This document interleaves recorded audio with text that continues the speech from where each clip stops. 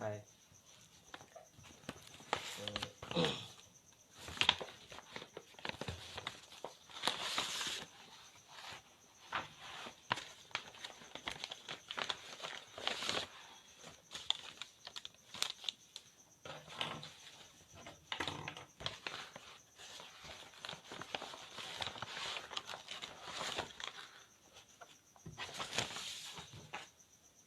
तो अभी हम लोग बीएचयू से जो प्रॉमिस किया गया था कि 2011 से 2016 तक मैं वहाँ पे बीएचयू के शिक्षा संकाय में पीएचडी स्कॉलर था। तो उस समय पीएचडी स्कॉलर्स की जो रिस्पॉन्सिबिलिटी थी वह प्रत्येक साल प्रत्येक सेशन में जो शिक्षक थे तो उन्हें जब स्कूलों में भेजा जाता था तो उनके साथ जो टीचर्स थे, प्रोफेसर्स थे, उनके साथ उनके जो रिसर्च स्कॉलर्स थे उनको भी भेजा जाता था। और वो भी एक अपरोक्ष रूप से वह जो वहाँ पे इन्वेस्टिगेटर की तरह काम करते थे और मतलब कि जो बीएड स्टूडेंट्स हैं उनकी मदद करते थे। तो उसी के दौरान मेरा भी जो मेरे सर डॉक्टर अजीत कुमार राय थे, तो उनकी जहाँ जहाँ भी ड्यूटी थी इन्वेस्टिगेटर के रूप में, तो वहाँ पे मैं और मेरे गुरु भाई गुरु बहन भी की भी ड्यूटी पड़ती थी। तो मेरी एडमिशन की तारीख जो 3 नवंबर 2011 थी और मेरी किस्मत भी अच्छी मानिए कि जैसे ही एडमिशन हुआ उसके 2-3 दिन के बाद ही बीएचयू का रणवीर संस्कृत विद्यालय है कमच्छा में, तो उसमें बस 2-3 दिन ही बचे थे जो 2010 2011 और 12 के बैच के टीचिंग प्रैक्टिस के, तो वहाँ पे हमको भेजा गया। तो उस बैच के भी बच्चों की यादें हैं जिसमें गुप्ता भी है।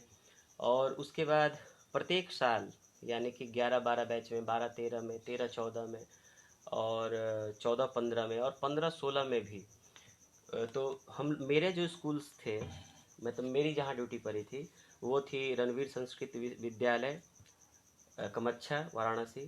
दूसरा एक स्कूल था संत साईं स्कूल था जो महमूदगंज में था। और जो लगातार 2 साल हम लोग की स्कूल में ड्यूटी पड़ी थी वो थी आपको बहुत ही प्रसिद्ध स्कूल है जयनारायण इंटर कॉलेज। यह है आपको रेवड़ी तालाब में ये है।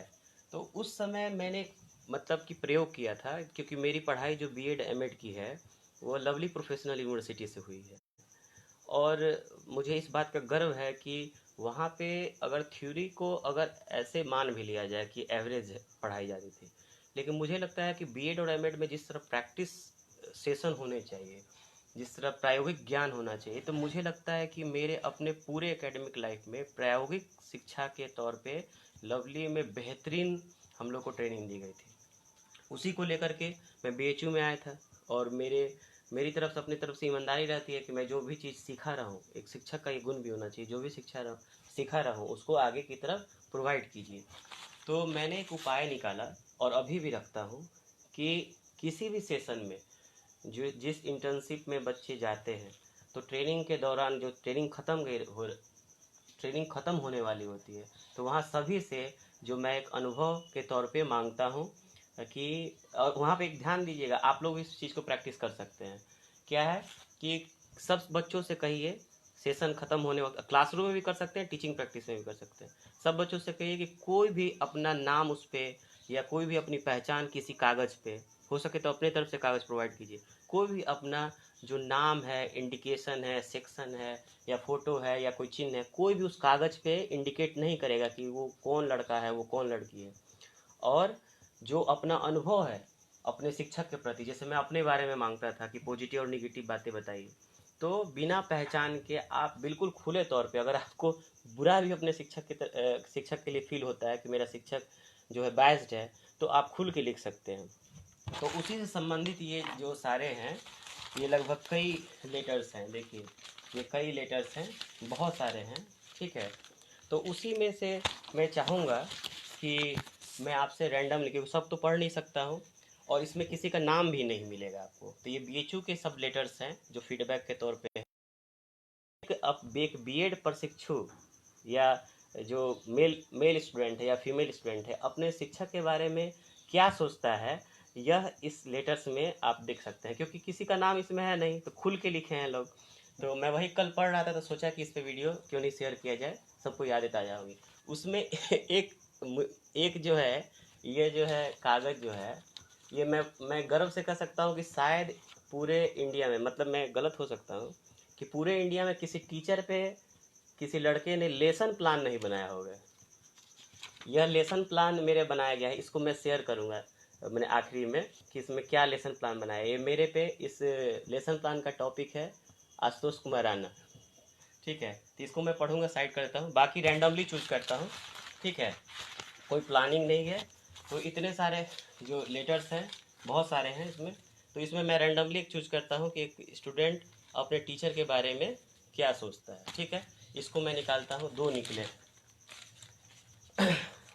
इसमें मैं पढ़ता हूँ, आपकी याददाश्त बहुत अच्छी है। मेरा कौन कौन सा टॉपिक आप ऑब्जर्व किए थे वे अभी तक याद है। आप सभी विद्यार्थी की मदद करते थे। सर, मेरे कॉल करके बताने के बावजूद भी आप मेरा अनुपस्थित लगा दिए। मैंने उनको शिकायत थी कि मेरा एब्सेंट नहीं लगाइएगा, तो आप लगा दिए, इसका उनको दुख था। आप सभी विद्यार्थियों में अच्छा सोचते हैं और उनकी मदद करते हैं। मैं रैंडम चूज कर रहा हूँ, इसमें कोई नहीं हो सकता है, किसी की बुराई भी इसमें मेरे लिए हो। फिर दूसरा इसमें क्या कहते हैं, सर ये आप अपना जो भी सुन रहे हो, अगर बीएचयू के जो भी सुन रहे होंगे और वो मेरे टीचिंग प्रैक्टिस सेंटर के पार्ट रहे होंगे, तो इसमें नाम तो है नहीं, तो अपना याद कीजिएगा कि किसने ये सब चीज़ लिखा है खुद से। सर, आप स्ट्रिक्टली बोलते हैं मगर सही बोलते हैं।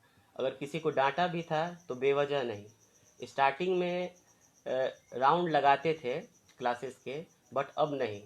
बस सडनली टाइम टेबल चेंज होने से डर लगा था, मगर मेरा क्रिटिसिज्म हाई क्लास में भी अच्छा गया।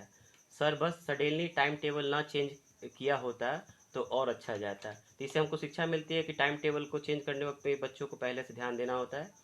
मेरा क्लास कभी आपने ऑब्जर्व नहीं किया, ये दुख था, मगर चाहेंगे कि फ्यूचर में ऑब्जर्व करके जो कमियां रह गई हैं बताएं। कुछ स्टूडेंट्स को एंड मुझे भी लगता है कि आप थोड़ी बहुत पार्शलिटी करते हैं। तो बच्चों को टीचिंग प्रैक्टिस के दौरान, क्योंकि ये मार्क्स से रिलेटेड होता है और टीचर में भी कमी हो सकती है कि उसके किसी बिहेवियर से बच्चों को लगे कि वह उसके साथ पार्शलिटी कर रहा है। तो यहाँ की एक स्टूडेंट का नाम नहीं है इसमें, ठीक है, लेकिन अच्छी याद है।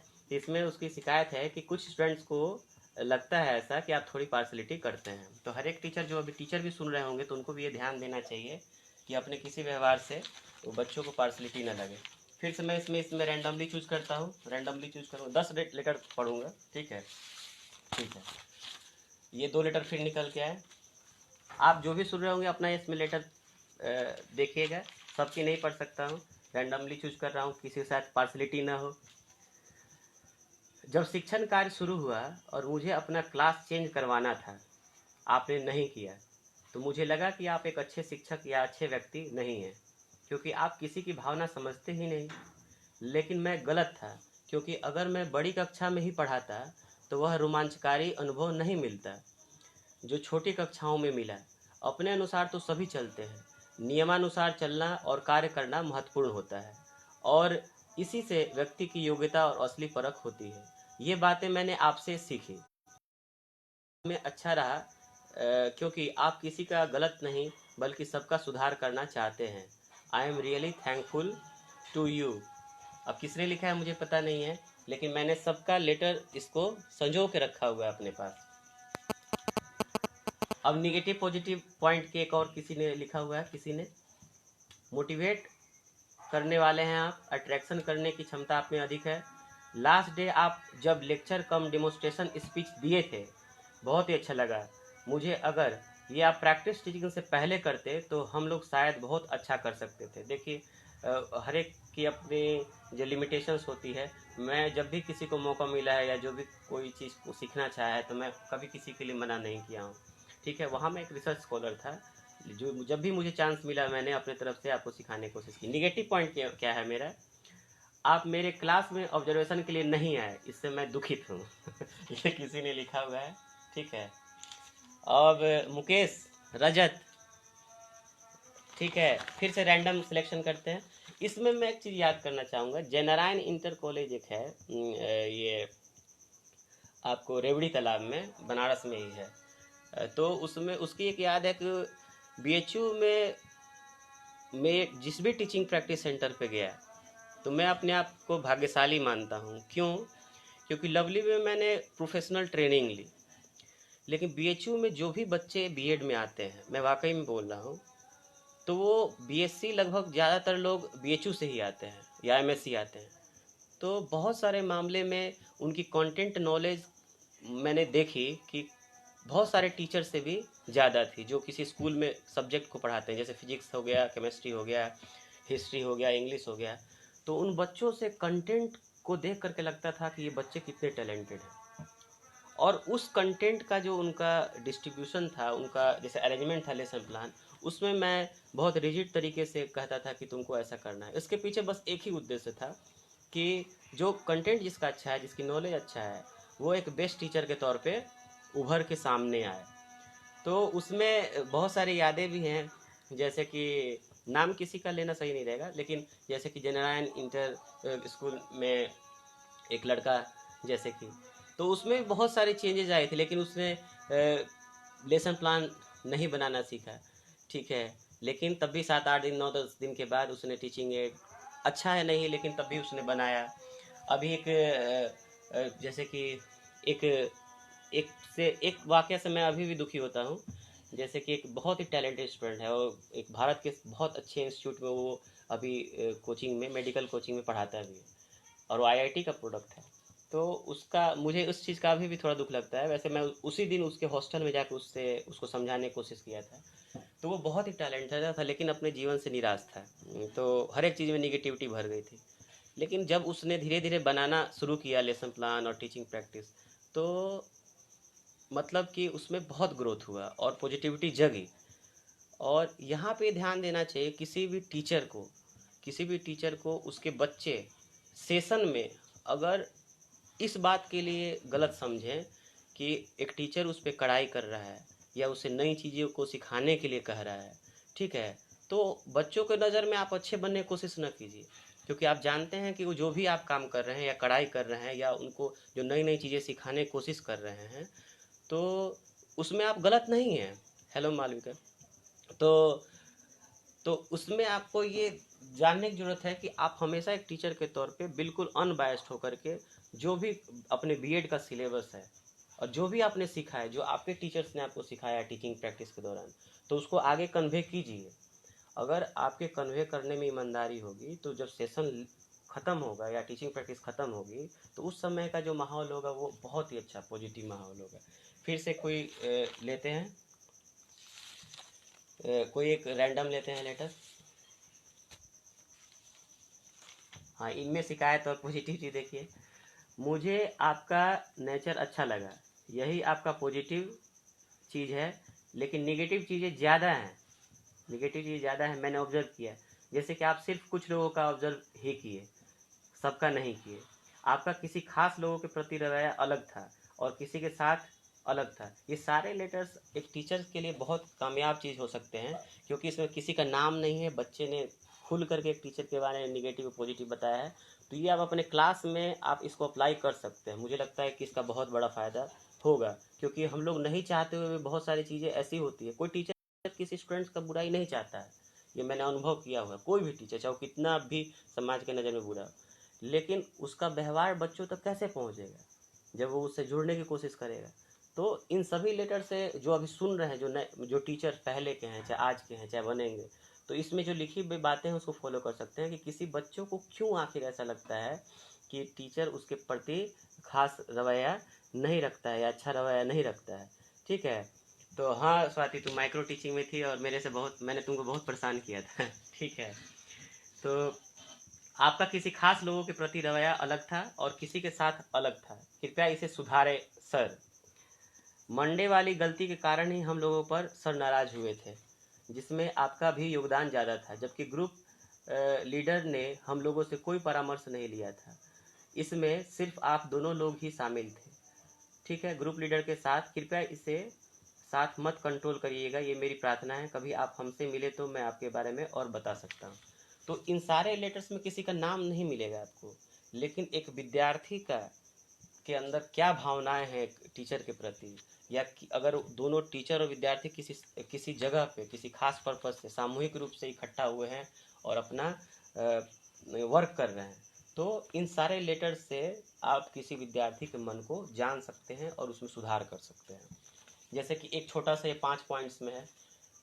5 पॉइंट्स में क्या है कि helpful, cooperative, friendly, non punctual और इम्पेशेंट। ठीक है। इसमें नेक्स्ट लेटर है, आप में जो सबसे अच्छी बात लगी वो आपका नेतृत्व क्षमता और सबको साथ लेकर चलने की कवायद। दूसरी बात, आपकी आवाज़ मुझे काफ़ी पसंद है, आपको सुनने के लिए मैं आतुर रहता हूँ। आपकी विनम्रता ने भी मुझे प्रभावित किया।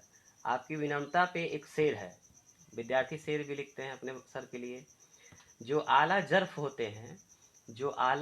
होते हैं हमेशा झुक के चलते हैं, सुराही सर निगू होकर भरा करती है पैमाने। ठीक है, फिर से जो भी लिखा हुआ है उसको थैंक यू। जो आला जर्फ होते हैं हमेशा झुक के चलते हैं, सुराही सर निगू होकर भरा करती है पैमाने। आला जर्फ मतलब होता है महान व्यक्ति और सिर निगू झुक कर। अब इस लेटर से क्या समझ सकते हैं कि उसने क्या हुआ कि आपके लिए शेर भी पढ़ा और शेर में जो शब्द है उसके भी अर्थ को लिखा है, ताकि एक शिक्षक को समझने में दिक्कत नहीं। आला जर्फ मतलब महान व्यक्ति और सिर निगू मतलब झुक कर। आप हमेशा बोलते थे कि खाली समय में लेसन प्लान मत बनाओ, ये मुझे अच्छा नहीं लगता था। इसके पीछे एक कारण था, क्योंकि मैं नहीं चाहता था कि घर पे जो आपके वक्त है वो आपके लेसन प्लान में बर्बाद हो। जो आप दो पीरियड आपको मिलता है उसके बाद जो भी खाली समय है उसमें आप लेसन प्लान बनाइए।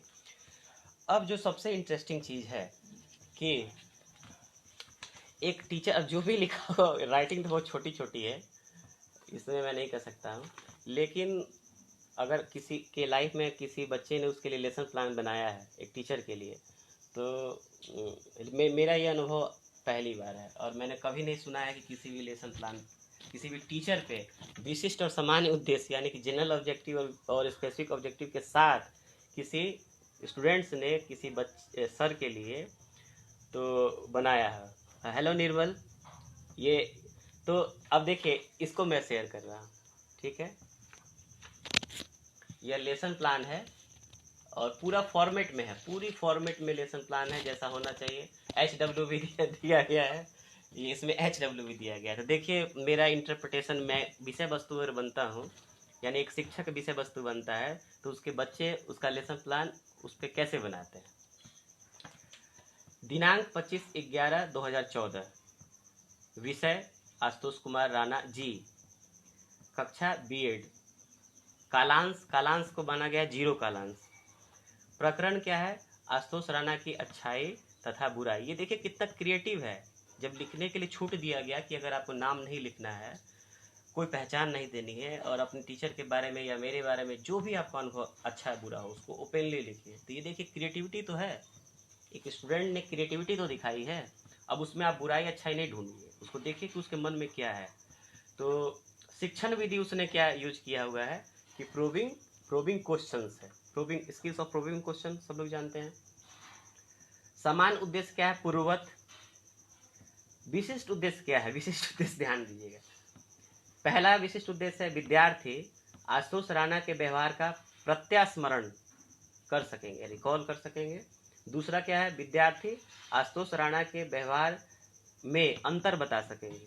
तीसरा क्या है, विद्यार्थी आशुतोष राणा की व्याख्या अपने शब्दों में कर सकेंगे। और चौथा क्या है, विद्यार्थी आशुतोष राणा के व्यवहार की अच्छाई को अपने दैनिक जीवन में प्रयोग कर सकेंगे। यह एप्लीकेशन लेवल का प्रयोग वाला हो गया और अंडरस्टैंडिंग लेवल का व्याख्या हो गया, अंतर हो गया। तो प्रस्तावना कैसे बनाया गया, प्रस्तावना देखिए, एक मेरे नाम पे नहीं लीजिए, आप अपने पे भी अनुभव कर सकते हैं कि एक स्टूडेंट अपने टीचर पे क्या अनुभव, अपने अगर लेसन प्लान बनाएगा तो क्या कल्पना कर सकता है। प्रत्यास्मरण क्या है कि छात्राध्यापक अनुक्रिया और छात्र अनुक्रिया। पहला प्रश्न है, यदि आप B.Ed में एडमिशन हुआ तथा आप कालांश करते हो तो आपके फिजिक्स के टीचर का नाम क्या है, फिजिक्स के टीचर का नाम क्या है। तो यहाँ पे डैश है, नाम नहीं लूँगा, यहाँ पे मैं अपना नाम ले सकता हूँ। तो वहाँ पे टीचर का नाम, दूसरा, उस टीचर के अंदर में कुछ पीएचडी स्कॉलर्स भी कार्य करते हैं, उनका नाम बताइए। तो उसमें आशुतोष कुमार राणा, मैंने बच्चों ने जवाब दिया। तीसरा क्वेश्चन क्या है, आशुतोष आशुतोष राणा जी का व्यवहार कैसा है? तो उसका जो रेस्पॉन्स होता है, जो हम लोग प्रस्तावना प्रश्न बनाते हैं, तो आखिरी प्रश्न क्या होता है? समस्यात्मक प्रश्न। तो तीसरा प्रश्न, आशुतोष राणा जी का व्यवहार क्या है? तो समस्यात्मक प्रश्न। ठीक है, अब क्या, अब यहाँ तो अब समस्यात्मक हो गया, तो उद्देश्य कथन क्या बनता है कि आज हम लोग आशुतोष राणा जी के व्यवहार के बारे में अध्ययन करेंगे। ठीक है, प्रस्तुतिकरण, शिक्षण बिंदु, अध्यापक अनुक्रिया और छात्र अनुक्रिया। इसमें मोहन तुम बताओ आशुतोष राणा तुम्हें क्यों पसंद है? छात्र अनुक्रिया, क्योंकि वह हर विद्यार्थी को समस्याओं को समझते हैं। दूसरा प्रश्न, रीता तुम बताओ आशुतोष राणा तुम्हें क्यों पसंद है? क्योंकि वह हर समय विद्यार्थियों की मदद के लिए तैयार रहते हैं। तो रीता बताइए कि किस तरह की मदद? रीता कहती हैं कि हमें किताबों का नाम के साथ साथ कई वेबसाइट्स के नाम बताते हैं जो हमारे लिए उपयोगी हैं और हमें उससे फायदा होता है। कथन, अतः यह निष्कर्ष निकलता है कि रीता जी आप इसलिए आशुतोष जी को पसंद करती हैं कि वह हर विद्यार्थियों की समस्याओं को हल करते हैं।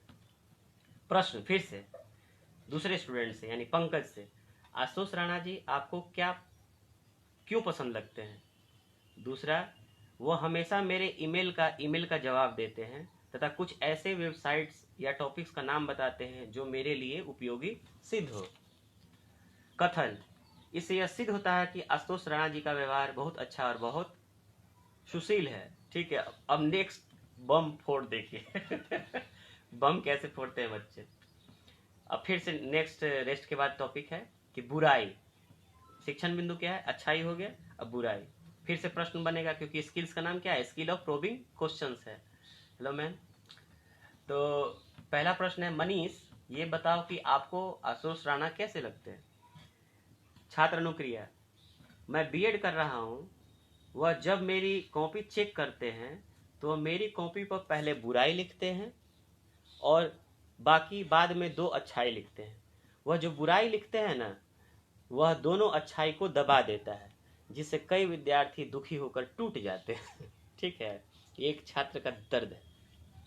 कथन, यदि कोई टीचर अपने स्टूडेंट्स की भावनाओं को नहीं समझे, वह टीचर तो बन जाता है मगर एक परफेक्ट टीचर नहीं बन सकता, क्योंकि वह अपने भाव में ही रहता है और स्टूडेंट्स उन्हें गाली देते हैं। ठीक है, मैं इसमें कुछ छांटूंगा नहीं, जैसा लिखा है वैसे ही है, क्योंकि इसमें किसी की पहचान नहीं है। और ये ध्यान रखिए कि बच्चों के दिल में अपने शिक्षक के प्रति बहुत कुछ चलते रहता है।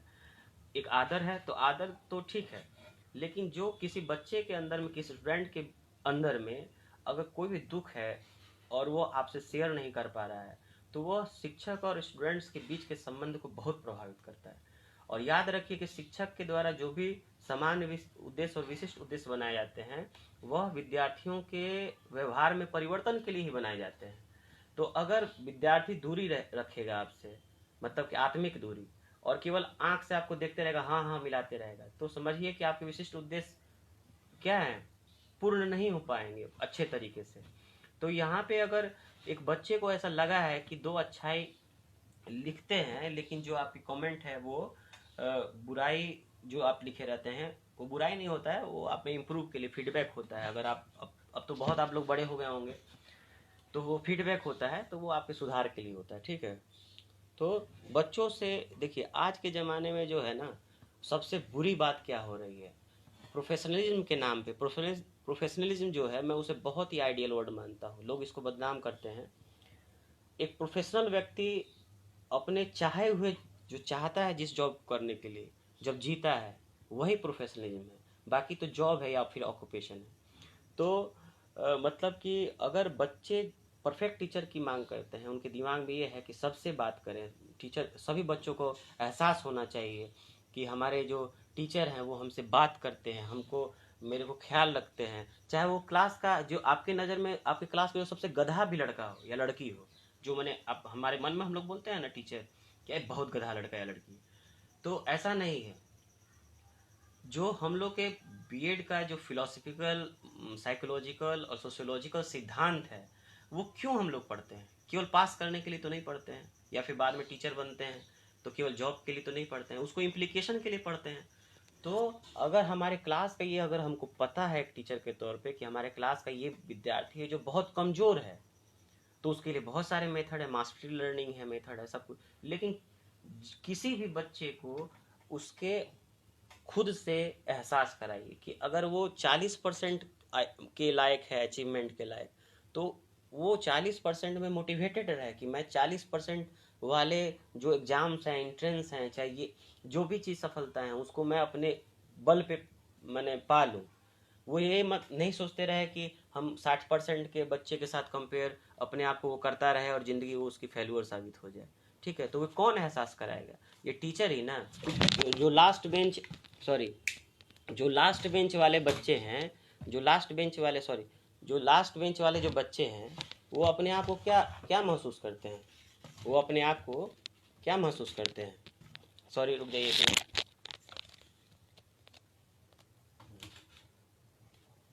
लास्ट बेंच वाले बच्चे हमेशा महसूस करते रहते हैं कि उनके टीचर्स जो हैं उनको कभी भी ध्यान से समय नहीं दे पाते हैं। अब आइए नेक्स्ट पढ़ते हैं। हाँ, इसी का अगला भाग पढ़ते हैं कि नेहा आप बताइए कि आशुतोष क्यों अच्छे नहीं लगते हैं। वैसे ये प्रश्न एक शिक्षक नहीं बनाएगा, निगेटिव प्रश्न नहीं बना सकते हैं, लेकिन तब भी ठीक है।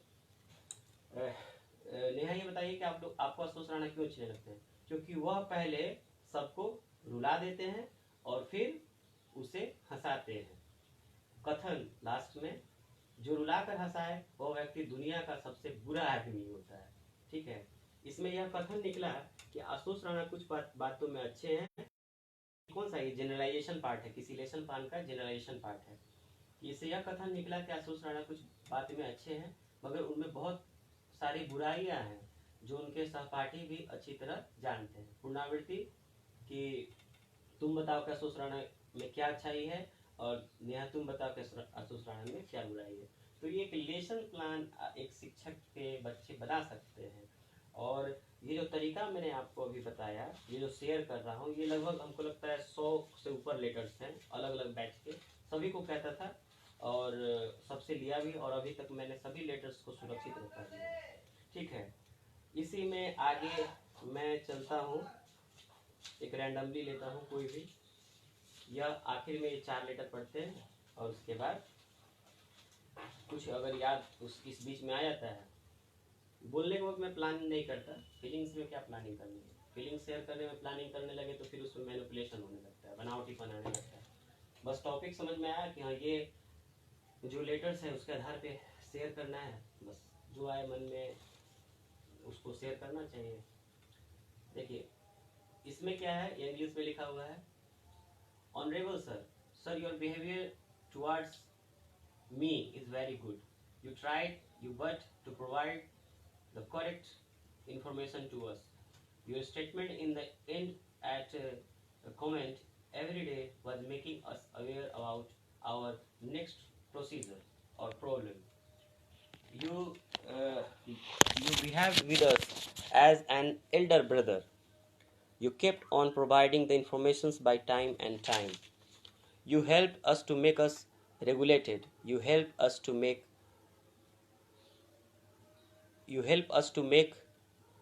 disciplined. ठीक है, थैंक यू। एक बच्चे ने पूरे लेटर्स में एक बच्चे ने ऐसा नाम लिख दिया था, हो सकता है उस तक बात नहीं पहुंची होगी। ठीक है, हेलो दीपक, तारकेश्वर, मनीषा। ठीक है, माय नेम इज़ लिखा हुआ है, नहीं पढ़ूंगा। My name is dash, I am from Cambodia. I am so glad to, ये कंबोडिया के थे। I am so glad to came here for teaching around per month. I got a lot experiences from you and therefore I would like to thank the professors, the teachers, especially you, मेरा नाम लेकर के, that you always take care of us. All the best. Thank you. तो बहुत सारी बातें हैं, तो इसमें मैं किसी का सिलेक्ट कर, क्योंकि किसी सिलेक्ट कैसे कर सकता है आदमी किसी का नाम देख करके। रैंडमली सिलेक्ट किया मैंने, 10 लेटर मैंने बोला था, 10 लेटर सेलेक्ट किया और ये आखिरी लेटर या एक लेटर और कोई पढ़ सकता हूँ जो निकल जाए। आप बहुत ही जिम्मेदार या कर्तव्यनिष्ठ व्यक्ति हैं। आपने हमारी गलतियों पर हमें डांटा और हमारी अच्छाइयों पर शाबाशी दी, जो किसी भी व्यक्ति के व्यक्तित्व निर्माण के लिए अति आवश्यक है। आपने जो शिक्षण का मार्ग चुना है वो आपके व्यक्तित्व के अनुरूप उचित है। Thank you. इसमें मैं कोई एक निगेटिव कमेंट्स वाला खोजता हूँ जो बिल्कुल निगेटिव वाला हो, तो और उसके बाद उसमें पॉजिटिविटी तो बच्चे सीखते हैं। इसको मैं देख करके करता हूँ, ठीक है। एक ये हो गया।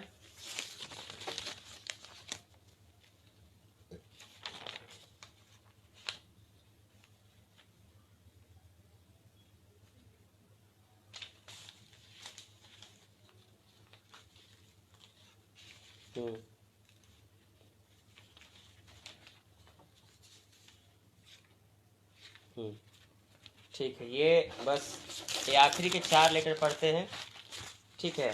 आखिरी के 4 लेटर पढ़ते हैं। किसी का नाम लिखा नहीं है और ऐसा नहीं कि मैं केवल पॉजिटिव निगेटिव, मेरे को इस वीडियो का एक मकसद था कि एक टीचर को एक ऐसे टेक्निक का इस्तेमाल करना चाहिए जहाँ पे आपके स्टूडेंट जो हैं खुल करके आप माने आपके प्रति ये उनके मन में क्या भावना है या फिर आप में वो किस किस प्रकार का परिवर्तन चाहते हैं वो आपसे शेयर कर सकें। ये कब हो सकता है? ये तभी हो सकता है जब उन्हें आप चिन्हित ना करें, यानी कि उन्हें ओपनली बोले कि आपका नाम नहीं देना है, अपना रोल नंबर नहीं देना, अपना पहचान ना देना, अपना मोबाइल नंबर नहीं देना, और इस पेज पे खुले तौर पे अपना लिख देना। तो आखिरी के मैं ये 5 पढ़ता हूँ, ठीक है। उसके बाद फिर और कोई चीज़ कोई इंसिडेंट याद आया कोई तो मैं उसको शेयर करूँगा, नहीं तो फिर आज बंद करते हैं हम लोग, ठीक है। ये किसका है अपना देख लीजिएगा, ठीक है, क्योंकि नाम तो है नहीं, तो आप लोग जो मैं बोल रहा हूँ या तो खुद पहचान लीजिएगा कि आपका पढ़ा गया है।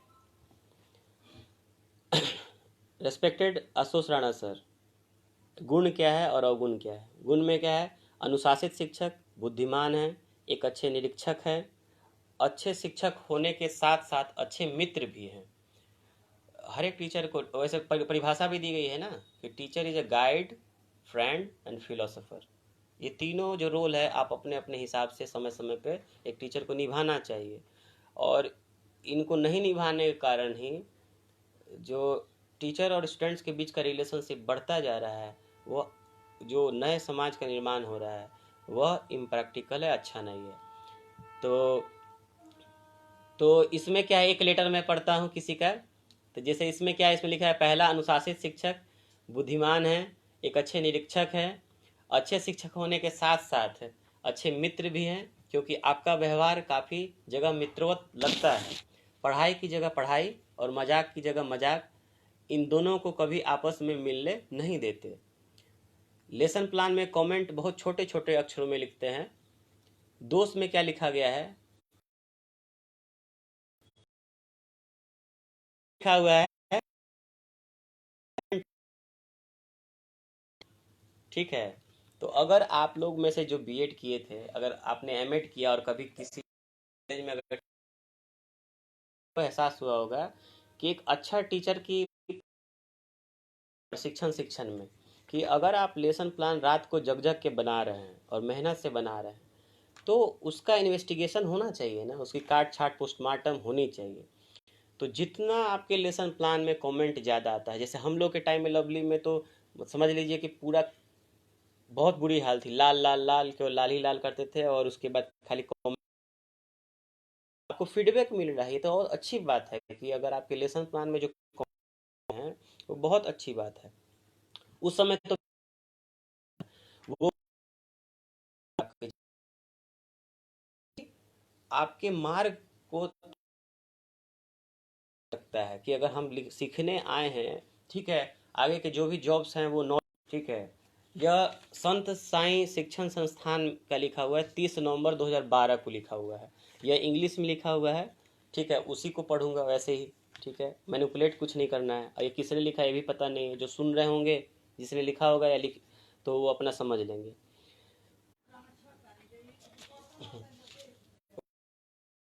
हो गया था। तो सन साइंस शिक्षण संस्थान के एक इन्होंने 30 नवंबर 2012 को लिखा हुआ था।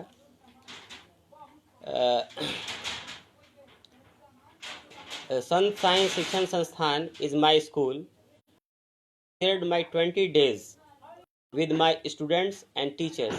As well, I am going to share my experience with respected sir. You are a good teacher. शिक्षक को अपने विद्यार्थी को बुरा मानने का अधिकार नहीं है, क्योंकि वो तो सीख रहे हैं ना, आपके साथ सीखने आए हैं आपके पास।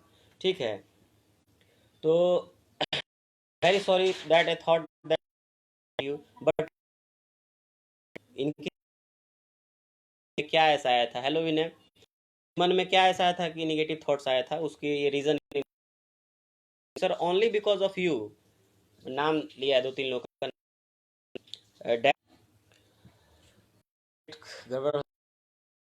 It really left bad impact on me. मतलब उस विद्यार्थी को ऐसा लगा था, कि जैसे मैंने मिल करके और कुछ स्टूडेंट्स से मिल करके उसको ऐसे फीलिंग्स दिला दी थी कि वह क्या है, कुछ भी नहीं, वो 0% है। तो just want to request you, don't say anything without knowing anyone. मैंने एक बच्चे का, आप तक आवाज पहुंच रही है? तो एक इस लेटर सीख सकता है, इस शिक्षक सीख सकता है कि sir I just want, don't say anything, के कहने पे या फिर किसी उसके बारे में जो परसेप्शन अगर आप बना लेते हैं, ये है कि कभी वैसे मुझे मेरा अपना पर्सनल एक्सपीरियंस का है कि मार्क्स सिस्टम वाली बात होती है कि अगर बच्चों को ये एहसास हो जाता है कि इस प्रोसेस में जाने से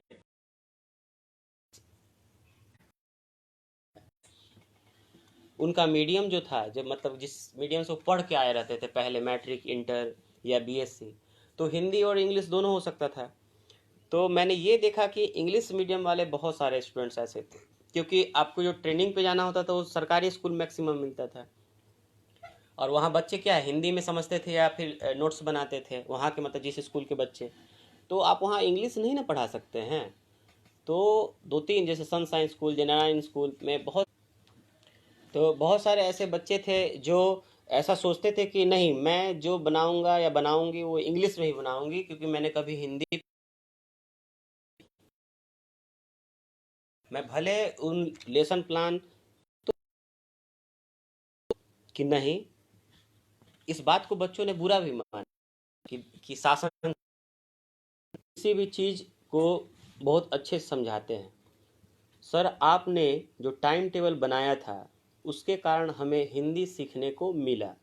ठीक है, जब मैं मैथ्स पढ़ाने के लिए क्लास में गई तो मुझे किसी भी मैथ शब्द की हिंदी नहीं आती थी। इनकी शिकायत क्या थी कि किसी भी मैथ शब्द की हिंदी नहीं आती थी। आपके अब बंद किया जाएगा क्योंकि नेटवर्क बहुत ज़्यादा जल्दी कट रहा है। तो इनकी क्या शिकायत थी कि और इन के कारण हमें अब हिंदी में भी पढ़ाने आ गया है। अब हम